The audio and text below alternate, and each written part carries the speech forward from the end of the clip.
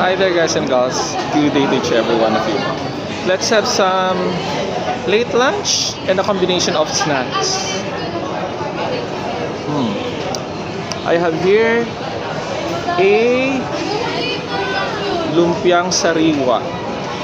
Why is it that the sauce is not kind of thicky? It's not thick.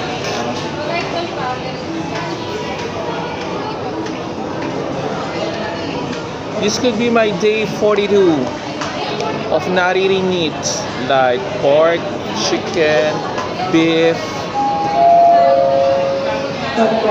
However, you guys and girls, join me. And I have here a guayabano juice. Come on, be the first one to taste, be the first one to bite.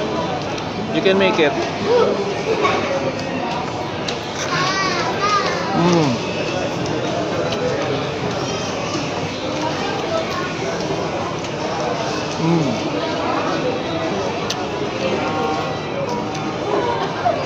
You can still catch up, guys and girls,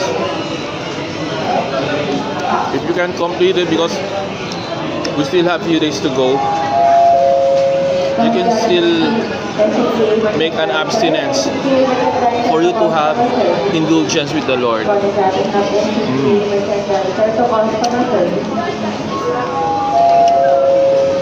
But for now,